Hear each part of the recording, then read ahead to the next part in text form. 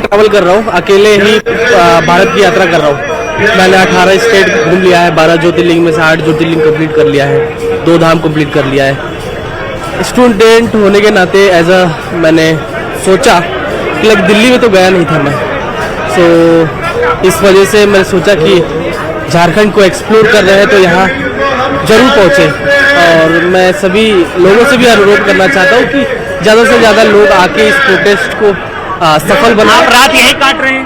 हाँ, मैं कल से आया, मैं देवघर में था, इस वजह से और मैं बीमार हो गया, मेरे को 80 डिग्री का बुखार था। बिल्कुल, आप देखिए कि स्टूडेंट्स मुंबई से भी सपोर्ट कर रहे हैं। भारत के तिरंगे के साथ विद्यार्थी यहाँ आंदोलन कर रहे हैं, जोहार झारखंड के नारे लगाए जा रहे हैं। इस वजह से मैं तस्वीरें आपको दिखाना चाहता हूं कि भारत के झंडे के साथ किस तरीके से विद्यार्थियों का यहाँ आंदोलन है।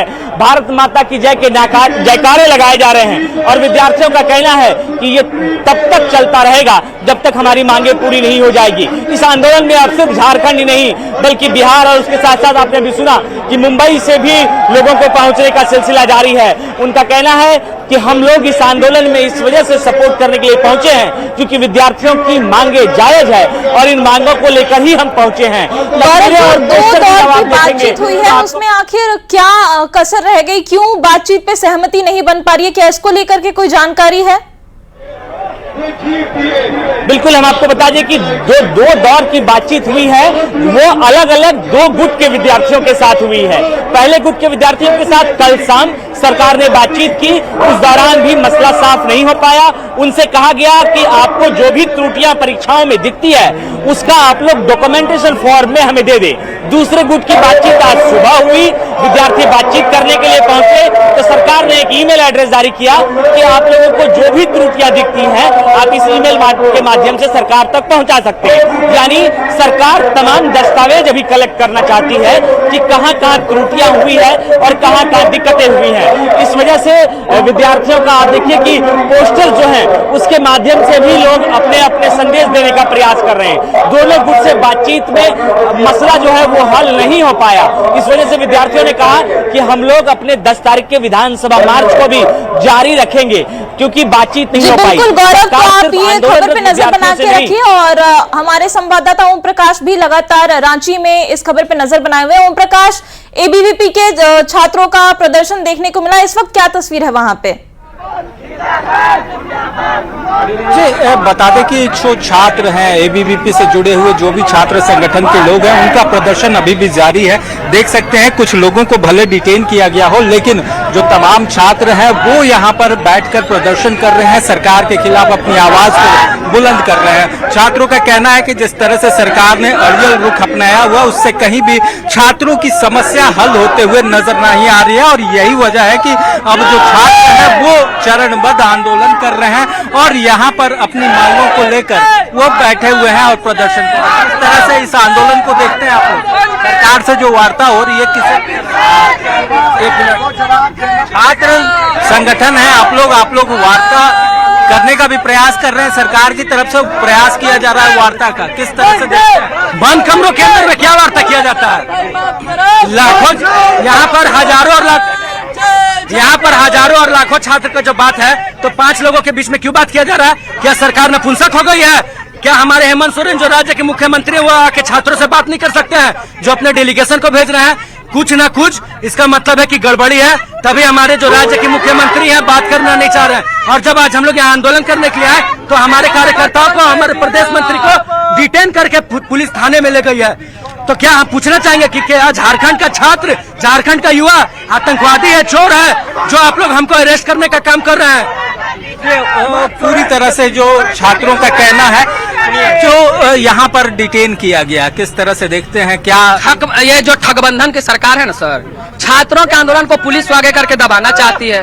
लोकतंत्र में छात्र वार्ता करना चाहता है, वार्ता करिए ना हेमंत सोरेन जी, आप कलेजा चीर के मत दिखाइए। जो आंदोलन में धांधली किए हैं परीक्षा में उन लोग को फांसी पे चढ़ाइए, उन लोग का ऊपर ट्रायल कराइए, सीबीआई जांच कराइए। आपका कॉलेज में प्रोफेसर नहीं है, आप प्रोफेसर का नियुक्ति करिएगा कि वीसी बाहर से लैंडिंग कराइएगा। हम लोग का मांग है कि हम लोग डरने वाले नहीं है। दम है कितना दमन में तेरे, देख लिया है देखेंगे, जगह है कितनी जेलों में, देख लिया है देखेंगे। हम बिरसा के वंशज हैं, डरने वाले नहीं है, है। विद्यार्थी परिषद पूरे झारखंड के जितने प्रशासन है, पूरे देश के जितने प्रशासन, मैं उनको सम्मान करता हूं, हमारे भाई है। लेकिन जिस तरीके से प्रशासन बात दबाने की कोशिश कर रही है, हेमंत सोरेन जी उनको आगे कर रही है। हमारा सिर्फ मांग यही है कि देख सकते हैं ये जो तस्वीरें, एक बार फिर जो छात्र हैं वो बैरिकेडिंग को पार करने की कवायद में जुट चुके हैं। तो ये तस्वीरें हैं जहां पर पुलिस प्रशासन के द्वारा छात्रों को एक बार फिर से रोका जा रहा है। पुलिस की बैरिकेडिंग को तोड़ने का प्रयास जो इस वक्त एबीवीपी के छात्र जो है उनके द्वारा की जा रही थी, जिसके बाद पुलिस के साथ इनकी धक्का मुक्की भी हो रही है। तो ये तस्वीरें हैं इस वक्त हम आपको दिखाने का प्रयास कर रहे हैं अपने टीवी स्क्रीन पर। देख लीजिए किस तरह से जो पुलिस और एबीवीपी के कार्यकर्ताओं के बीच जो है वो धक्का मुक्की हो रही है।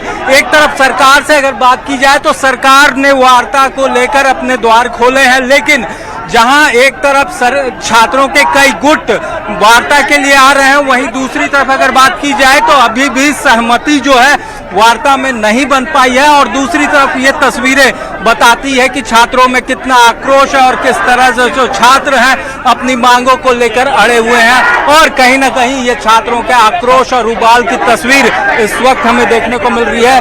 जी बिल्कुल ओम प्रकाश, आप ये खबर पे नजर बना के रखिए और हमारे साथ संवाददाता गौरव झा भी बने हुए। गौरव, वहां पर क्या माहौल है इस वक्त, क्योंकि एबीवीपी छात्रों का आंदोलन उग्र होता जा रहा है, वो लगातार बैरिकेडिंग को पार कर सीएम हाउस में घुसने की कोशिश कर रहे हैं, वहां कैसी तस्वीर है?